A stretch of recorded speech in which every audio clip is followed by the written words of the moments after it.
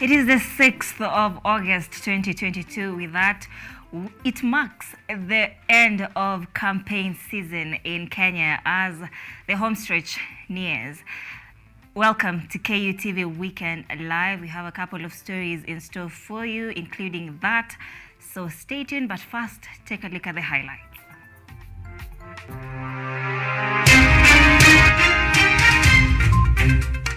The close of the campaign season comes around with Azimio One Kenya holding mega rally at Kasarani Stadium as Kenya Kwanza holds final campaigns at the Nyayo National Stadium. Victims of election violence calls for leaders to maintain peace as election homestretch nears.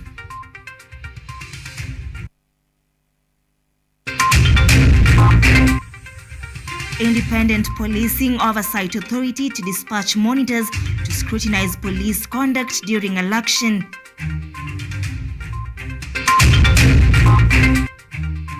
And Abraham Kibiwott claims gold in the steeplechase category in Birmingham.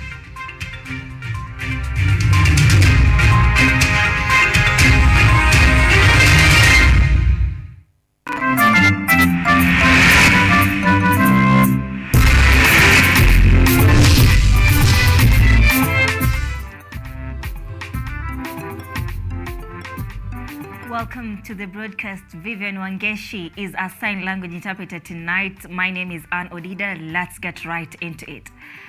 Now, President Uhuru Kenyatta on Saturday made a one-day walking tour of the central region where he inspected and commissioned several development projects in Murang'a and Nyeri counties. President Kenyatta started his tour by inspecting the ongoing expansion of the 84-kilometer Kenol-Sagana-Marua Highway being upgraded from a two-lane single carriageway to a four-lane dual carriageway whose construction is currently 75% complete. Kwanza tumekuja hapa leo kwa sababu ya barabara hii. Mwai Kibaki alitoa hii barabara, akaitoa kutoka Nairobi ikiwa dual carriage, akapeleka Thika, ikaungana sasa mpaka Kenol. Na mimi niliwaahidi ya kwamba ndio tuweze kupanua uchumi wa sehemu hii ya Mlima Kenya, tutaichukua hii barabara tuifanye dual carriage kutoka Kenol tukielekea upande ya Marua Nyeri, na ndio wananchi wa sehemu hii wawe wasiwe na msongamano wa magari, wawe wanaweza kutembea, wawe wanaweza kufungua biashara. Mkaaji wa Murang'a anaweza kwenda afanye biashara yake Nairobi, ama aende kibarua Nairobi na arudi Murang'a siku hiyo hiyo. Moving on, Deputy President William Ruto on Saturday morning held his last press address at his official residence in Karen, making his final pitch to Kenyans ahead of the Tuesday's general election. The DP rallied his supporters to maintain peace during and after the elections that he described as historic, since ordinary Kenyans will choose their next government. We thank the Flanked by other members of the Kenya Kwanza Alliance, Deputy President Dr. William Ruto promised to address the high cost of living and unemployment should he succeed his boss, President Uhuru Kenyatta, at State House. Give us a template from Ruto also pledged to address the plight of women, youth and persons living with disabilities, noting that the Kenya Kwanza Alliance has crafted and commissioned charters that will help the faction address problems affecting the said groups. You gave us a template from which we are going to deliver better living for all Kenyans. This is what gives us the confidence that we are together on the wishes and hopes of the majority of the people of Kenya. The DP likewise chimed in on rising cases of graft in the country, underscoring that fighting corruption will be of paramount importance to his administration. We are all victims of an economic management system gone. According to DP Ruto, corruption erodes the confidence people have in the government while wasting critical finances earmarked for important community projects. As such, Kenyans have to put up with poor quality service and infrastructure. We've agreed that we will arrest the draining public debt through forensic identification of wasteful borrowing for non-essential expenditure. so as to reduce the snowballing high taxation. These measures will provide relief and space for initiation of the Kenya Kwanza Guaranteed Comprehensive Flagship Programs. While urging voters not to take their individual votes for granted, DP Ruto correspondingly advised Kenyans to cast their votes wisely and only elect leaders who will put their best interest at heart. Kenyans, we have worked with you on this journey of reflection on how to remodel our country. We have come to you where you live, everywhere in our country. We have listened to you and heard you very, very clearly. We know your hopes, your anxieties, and we also know your fears. We assure you that we are not about to let you down. He similarly reiterated that he is ready for the election regardless of which register will be used, manual or electronic. Earlier in the week, the court ordered the Independent Electoral and Boundaries Commission (IEBC) to use a manual register to identify voters in the August polls. Samson Jura, KUTV Weekend Prime. 14,000 victims of the 2007-2008 post-election violence have called on losers of the presidential race to concede defeat and support whoever will win in driving forward the nation's agenda. They also called for sobriety during the voting exercise, while noting that Kenyans will be making decisions on people who will make decisions that will affect citizens individually and collectively as a nation. Under the umbrella of the Kenya Internally Displaced Persons Organization, peace ambassadors who are also victims of the 2007-2008 post-election violence, the country is still reeling from the lingering COVID-19 economic aftershock, and it is not good stead for a repeat of the vote or violence that is usually attendant to disputed results. Through the organization's patron, Mr. Peter Tena, the members are expressing concern at falsehood being propelled by unscrupulous individuals against the IEBC. We suffered a lot in 2007 and 8 post-election violence because of hypocrisy. We thank Chepkati for what he has put down in a mechanism to remove all chances of rigging election. And even putting some elements of people we are told that they know how to hack and they are expert. Well, do we have an expert who is a thief? Tena was speaking in Nakuru after Kidpo's retreat, where members resolved to work in concert with the national government administration officers and the clergy in spreading messages of peace and cohesion during and after the August 9 general election.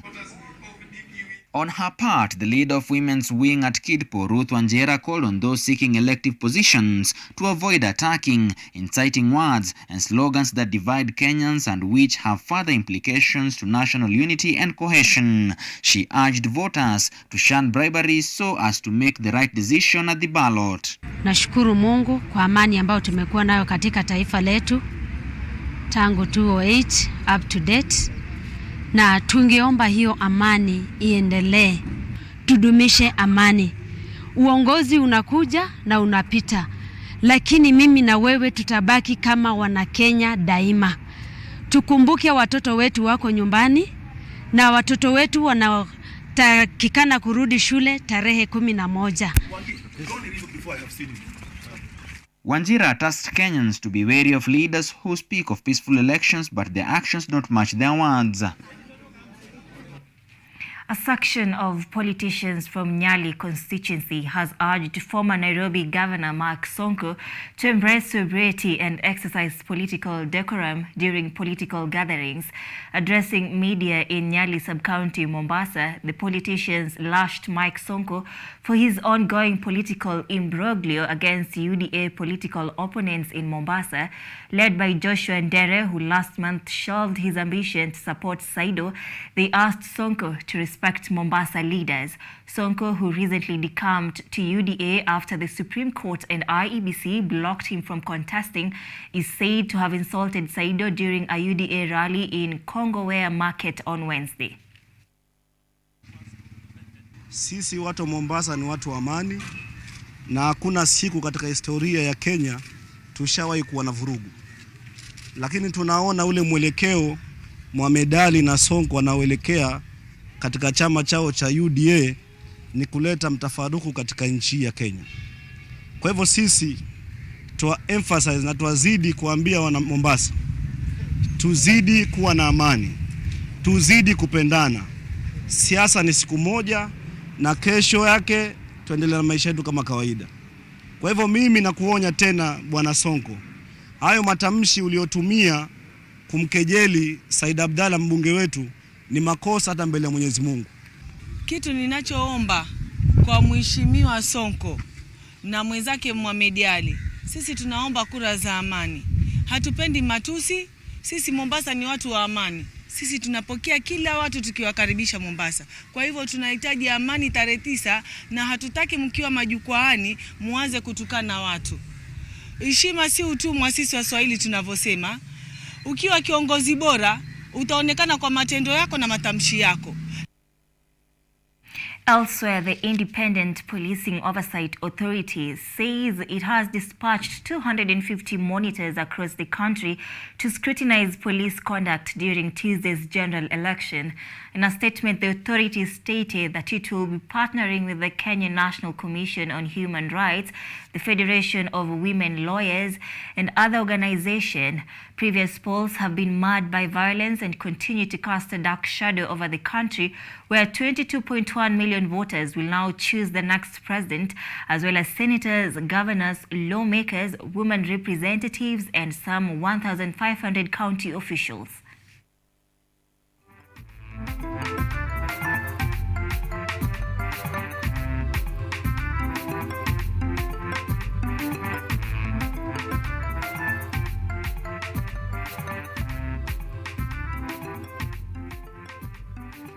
Spending by candidates ahead of Kenya's August 9 presidential election has been among the highest in the world, raising concerns about its impact on the nation's democratic development. Take a look. In the air, on the ground, the lavish display of wealth in Kenya's August 9 elections is almost unmatched, say experts. Kenyan elections are among the most expensive in the world in terms of the cost per vote by the electoral management body, our IEBC, but also in terms of on-the-ground financing. It will cost you a bit more than 4 billion Kenyan shillings just to become a president. 4 billion shillings is about $33.5 million US. A race for governor runs about $336,000 and a bid for parliament roughly 168,000 according to Transparency International in Kenya. Critics say the high cost of running for political office in Kenya has disenfranchised special groups like women, the young, and persons living with disabilities. Beth Ngunyi is running for parliament in Kirinyaga County, her 4th attempt as an independent. She says it is too costly to run as a candidate for a political party because of the high nomination fee required. The higher the seat, the higher the money they demand. And you've got to give them, because if you don't give them, they won't even allow you to address the gatherings. Political campaigns around the world are inherently expensive, but observers say in Kenya, campaigns are largely unchecked and unregulated. Because many people live below the poverty line, observers say voters are more susceptible to bribery by wealthy politicians, fueling a cycle of government corruption. Because of this unregulated spending, those in power always look towards corruption as a reliable source of money for their campaigns, because they cannot afford to use their money. That would be too risky. What if they failed? The Kenyan 2010 constitution requires the country's electoral body, the Independent Electoral and Boundaries Commission, to develop campaign financing and spending regulations. All attempts by the commission have been rejected by Parliament. Unless checks and balances are put in place, observers say politics in Kenya will largely remain a preserve of the rich. 14 minutes past the top of the hour, we are taking our first short break here at KUTV. We will be back with more. Stay tuned.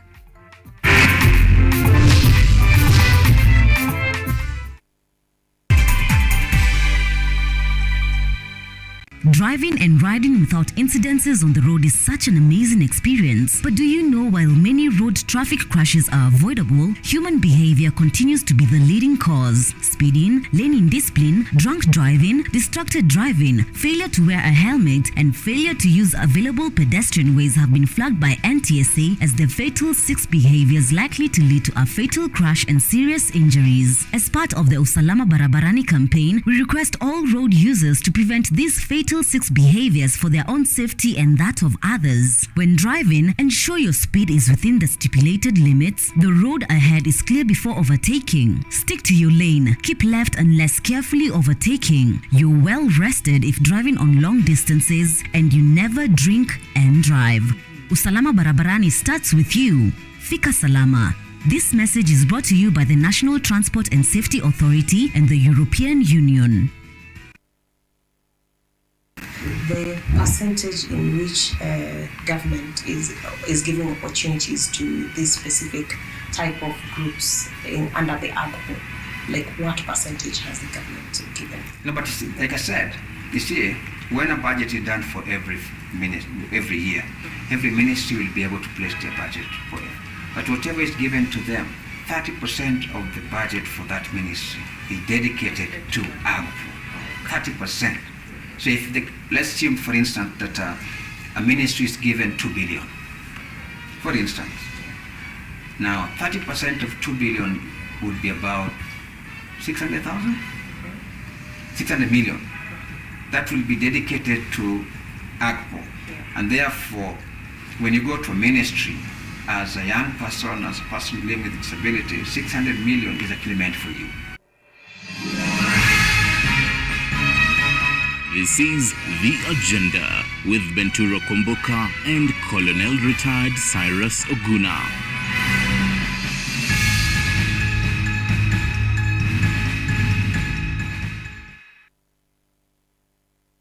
I believe in God. Well, doesn't hurt that he's so easy to look at.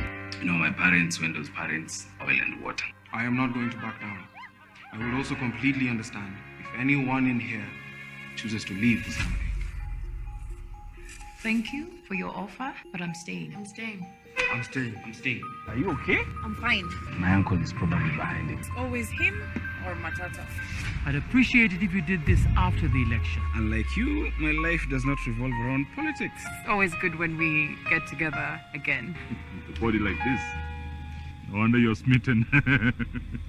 Now, you can imagine the shock when I found out that our future daughter-in-law is working for the enemy. It's just a job.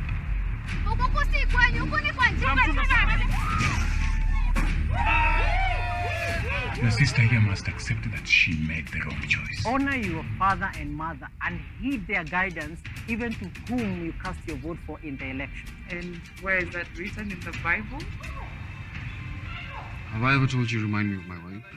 Those scratches on your face, they make you look heroic. I thought I'd come and offer my help. There's no peace because of you.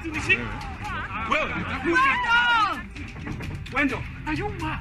Can you stop shouting? This is a disaster for our family. You wonder why I don't want to get involved in politics. Tafadhali kaa mbali na msichana wangu. I love you. Bye. Excuse me? I've seen the way you look at him. Something has happened between the two of you, right? No fool no more, bro. We're going to push my uncle's campaign so hard that car will crash. Family genes waking up finally.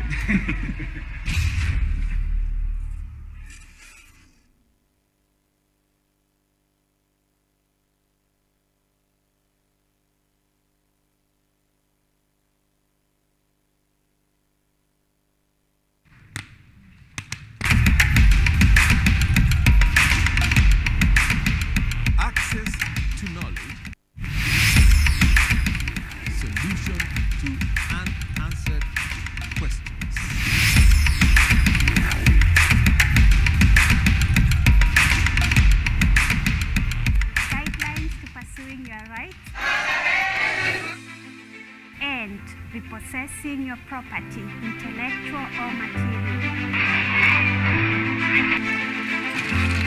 This and more, only on Law Matters.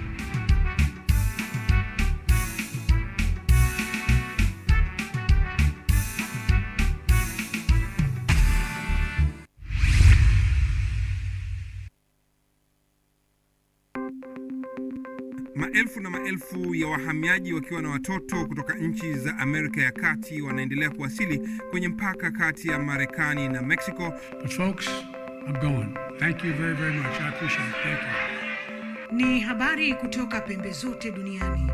Pepopa si vuguvugu. Pepopa ni idea. Sazidi ananyonya, hanyonyi vizuri, anakuwa hayuko comfortable. Jeshi la Jamhuri ya Kidemokrasia ya Kongo linapambana na waasi wa ADF. Kwa sasa wanatoa wito kwa mashirika, makampuni na vile vituo vya uchukuzi. Mambo mengi yatakwenda kama yalivyopangwa. Hapa ni kuna mmoja wa viongozi wa chama cha wavuvi katika eneo hili. Zaidi tunajaribu kuwapa chanjo ili ina boost ama inanyanyua kinga ya mwili, ndio inaenda kupelekea kupambana na virusi. Ni Duniani Leo, Jumatatu mpaka Ijumaa, moja kwa moja kutoka VOA Swahili, Washington DC.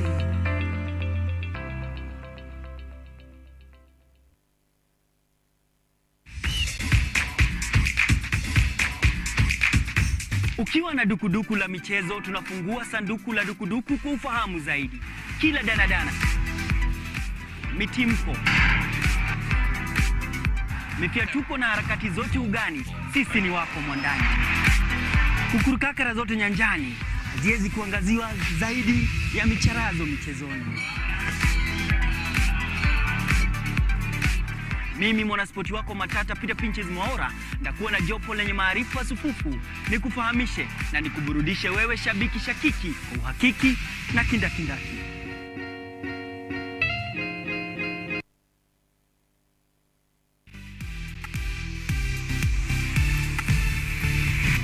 So be sure to try this at home. It's a fun experience.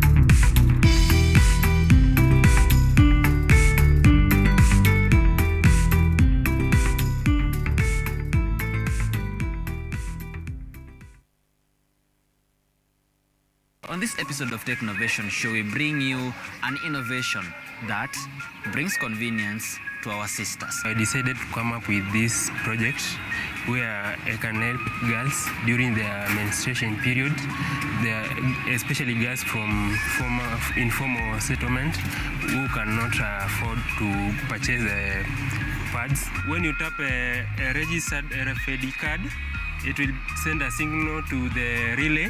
Then it will activate this two servo motor to release sanitary pads which are packed in these boxes.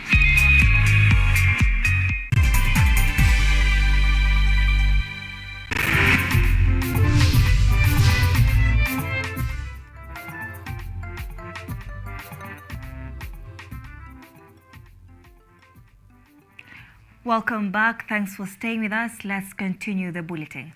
Now, let's take a look at what's happening in the political arena. It has been months of hard work for all politicians across the country, and as the home stretch nears, and as they say, everything that has a beginning must finally meet an end. The Azimio One Kenya coalition made their final submission with a mega rally at the Moi Sports Center Stadium in Kasarani in Nairobi. It is here where it all began for the coalition that has termed itself confident of being the change that the country needs.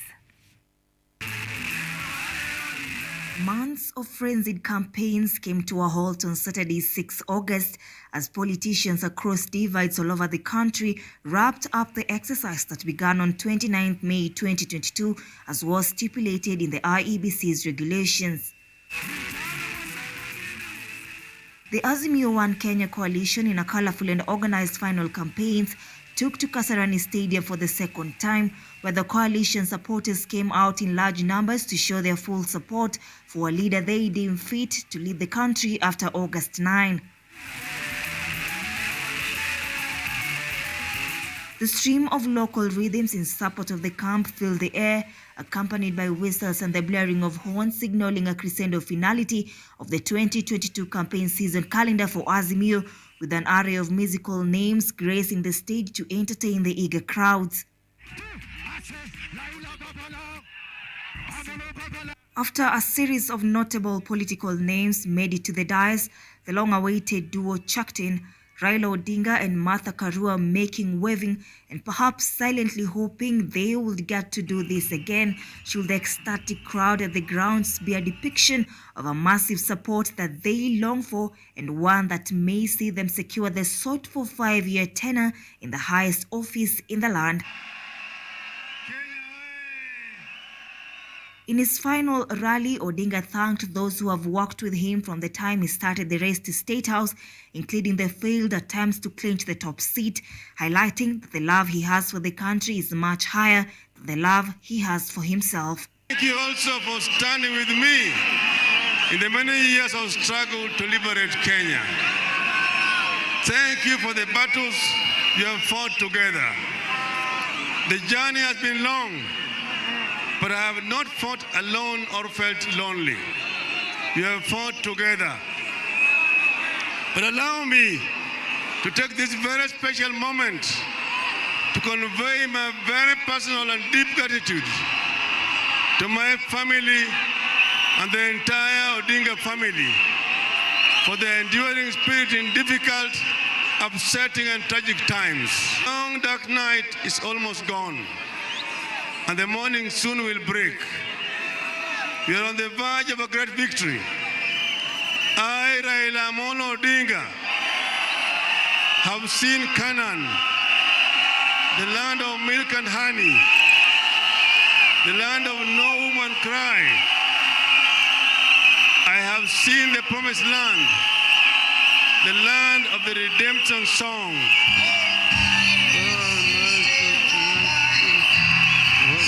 Odinga urged Kenyans to maintain peace on and after Election Day, promising to accept the outcome of this year's general election as has been his custom in the past years.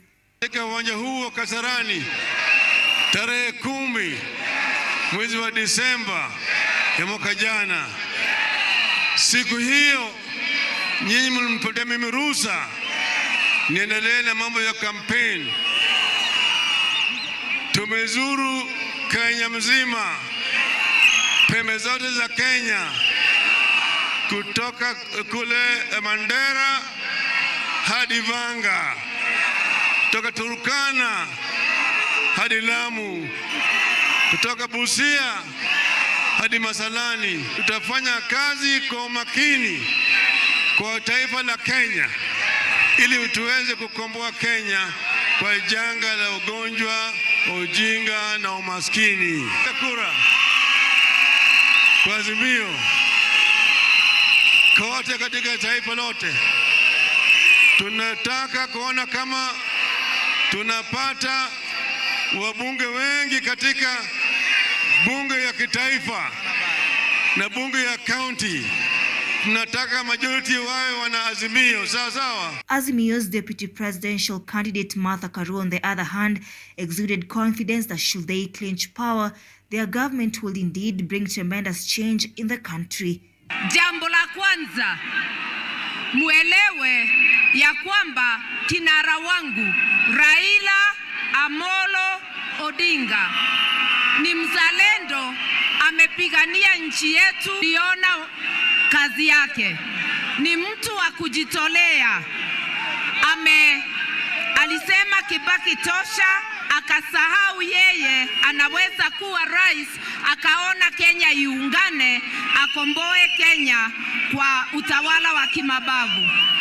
Mimi nataka kusema hakuna mtu mwingine Kenya hii ako na qualifications za kuwa rais wa Kenya wakati huu isipokuwa ni Raila Amolo Odinga. Sisi kama Azimio, kazi yetu ni kuunganisha Wakenya bila misingi ya kikabila. Kazi yetu ni kuwapatia huduma bora kwa kila sekta. Lakini tuelewane, bila kupambana na ufisadi. Hatuwezi tukampatia huduma, na Kenya imo hatarini kunyongwa na makateli ya ufisadi. Na waomba tuokoe Kenya yetu na kura zenu. Mnapenda Raila Amolo Odinga, mutoke kwa wingi kupiga kura zenu na tena kulinda kura zetu siku hiyo ya tarehe 9 mwezi wa 8. After a series of whistle stops and rallies that traversed across the 47 counties of this great republic, the final mega show supremacy for Azimio would climax in the capital, with the next move on the political chessboard remaining with the electorate. Sasa mimi vile nimeona leo Kasarani imefurika, nimekuwa na imani kamili ya kwamba uchaguzi wa tarehe 9 siku ya Jumanne ijayo imeshaamuliwa na Wakenya ya kwamba rais wao wa 5 ni Raila Amolo. I released Baba, nikawapatia Baba atembee na nyinyi kila pembe ya Kenya. I gave it Baba so that you can campaign with him. Nyenyekea wananchi, tumenyenyekea watu ili watupatie kura ya Baba. Kutoka hapa tunabakisha masaa only 70 hours. Alafu Baba tutampigia kura awe the 5th President of the Republic of Kenya. Ambao walikuwa hawamheshimu Baba kuanzia tarehe 10 mwezi ujao watamheshimu kwa lazima. Baba ametembea taifa hili.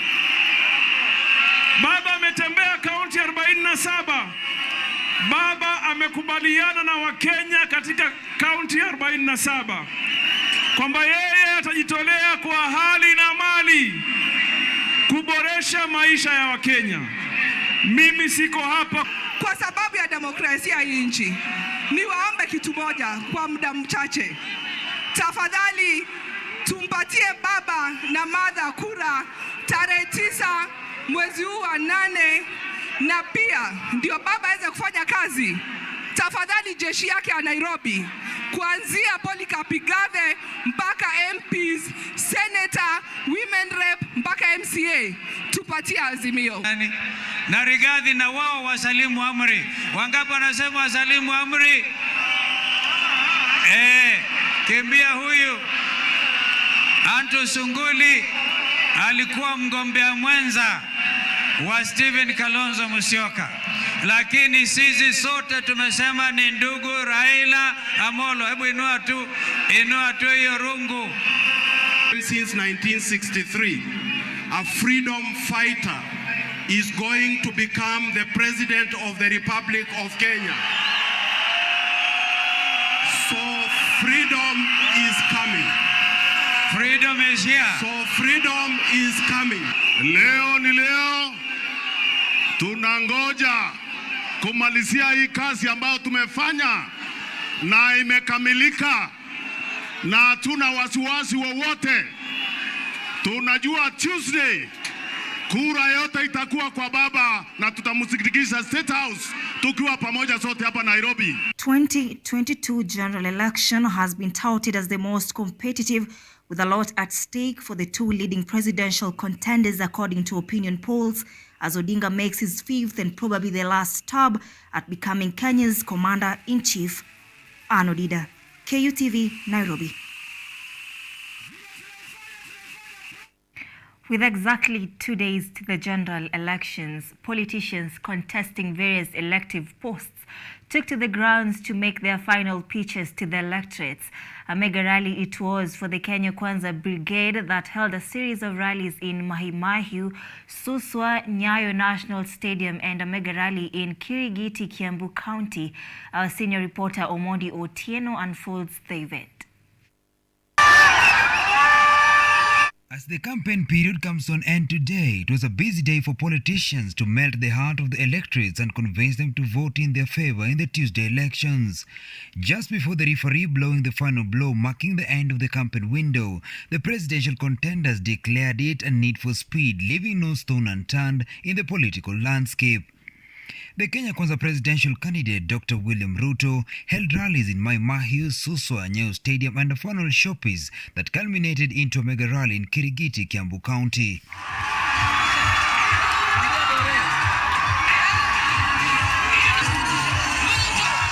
In the grand run to woo voters, the question of reviving the country's troubled economy dominated the political discourse. The second in command, Dr. Ruto, said his government will tackle inflation and create jobs, bringing to an end the long-standing unemployment crisis. On Tuesday, you will be choosing a plan that will reduce the cost of living so that every citizen, the 50 million of us, can afford a decent meal, can afford a decent house, and every one of us can be able to take their children to school. We are committing that we are going to bring down the cost of living. The deputy president, who is among the top presidential contenders, made an appeal that he will respect the outcome of the Tuesday polls, vowing to concede defeat if he loses the election. The DP turned down an offer of handshake after Tuesday's election by his closest rival Raila Odinga, stating they can only sit down on anything that will not compromise the constitution. Arambe! Arambe! The Kenya Kwanza running mate Rigathi Gachagua expressed his gratitude to the Kenyans and leaders who have shown support and have accepted their presidency. He called on voters to rally behind them in masses to grant them a win with a promise of a better future. Tungetaka kuuliza Wakenya wote ya kwamba siku ya Jumanne ni siku ya maana sana kukomboa Kenya kiuchumi, na ni jukumu lako ukuje upige kura. Kwa sababu hata ukimpenda William Ruto, hata ukipenda mabadiliko na ukose kupiga kura, hutakuwa umejisaidia. Various leaders allied to the Kenya Kwanza camp also took the podium to campaign for the Ruto Rigathi presidential ticket, urging the supporters to heavily throw their weights behind the duo. It is now our time. It is now our time to get our rights. Tulipata uhuru lakini hatukupata uhuru wa uchumi. Sasa ni wakati wetu. And the only team that can provide that is a team led by William Samoei Ruto. Na wakati Uhuru anapelekwa na katiba Gatundu kupumzika, tunamuweka rais wa tano William Samoei. You cannot circumvent the will of the people of Kenya. Sio ni sawa? Si uamuzi ni nyinyi? Si nyinyi mtaamua? Ni nani ni hasla ama ni kuzimia? Kampeni yetu kama Kenya Kwanza na Hasla Nation imekuwa kampeni ya kukuza uchumi wetu, ya kujumuisha Wakenya wote, ya kujumuisha mahasla wote, ya kujenga uchumi wetu wa Kenya tukiwa pamoja. Yeye akauliza mambo ya maji akasema nini? Ati Martha Karua. Kwa sababu yeye ni project, si ndio hiyo? Nairobi governor ni nani? Governor ni nani? On the 9th of August, Kenyans will decide. In fact, Kenyans have decided. You will go to formalize your decision and make the 5th president one William Samoei Ruto. Ahead of the Tuesday elections, the dispelling concern of most electors remained to be peace and harmony.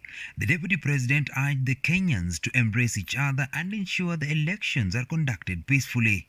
Kenya imeamua, tunampigia kura William Samoei Ruto. And we are voting for William Ruto because he is the reincarnation of J.M. Kariuki. He has stood with the poor masses. He has stood with the hustlers in Kenya. The campaign window is finally coming down following the final blow of the whistle by the referee Wafula Chebukati. The contenders of various elective polls have had the best time to convince the voters to support their bids. What is remaining is for the electors to cast their ballots for their favorite candidates, which shall be manifested in the election's results. Omondi Otieno, KUTV. With that story from Omondi Otieno, we are taking our second short break. We are coming back with sports. Stay tuned.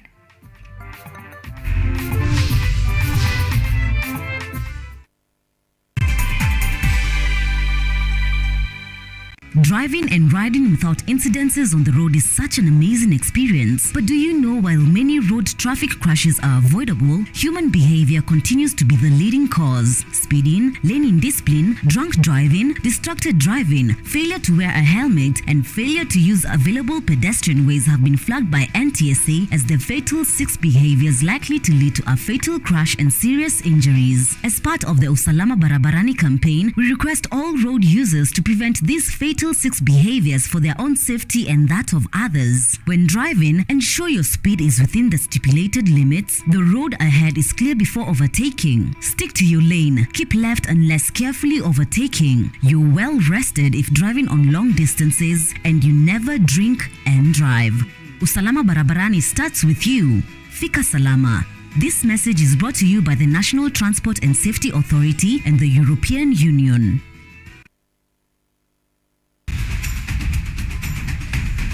Bila shaka, mbiu ya mgambo ikilia, kuna jambo. Na sasa, katika KUTV Rise Today, makala ya TBT. Tunaongeza kuni, tunawasha moto. Tunaingia barabarani kuangalia hali ilivyo. Takwimu za corona na kupa. Habari zinazojiri na zinazokuhusu na kujuza na kukumbusha yaliyotendeka siku kama hii ndani ya historia. Kisha na kuletea wageni na wataalam. Tudadavui, tufahamu na tuchukue nafasi yetu kama vijana katika uongozi, uchumi na masuala ya kisiasa nchini. Na joto likizidi, tunaingia uwanjani. Tunachambua spoti ya Kenya. Ni kila Alhamisi saa 1 hadi saa 4 asubuhi, nami Vincent Maina almaarufu Ojwang mtoto wa Mariam, ndani ya KUTV, a new experience.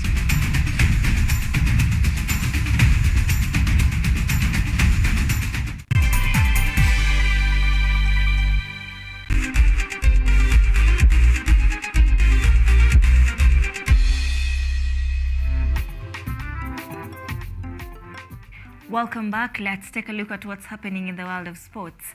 Abraham Kibiwot had put off strong challenge from India's Avinash Mukund Sabul to win 3,000 meter steeplechase race in the ongoing Commonwealth Games at Alexander Stadium in Birmingham, England. Kibiwot joins the ranks of Ferdinand Omanyala and Jacqueline Chepkoech to win gold in their respective events. In other race, 100-meter Commonwealth champion Ferdinand Omanyala inspired Kenyans to storm into the finals of 4 by 100-meter relay, after finishing second behind Nigeria.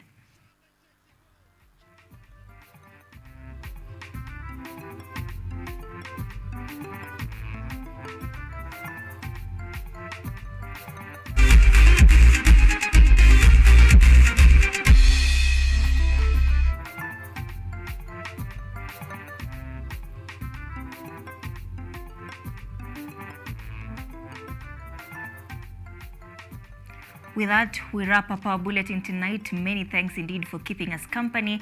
Rumba Freak is coming up next, so stay tuned for that. My name is Ann Odida. Our sign language interpreter tonight is Vivian Wangechi. Have a good night.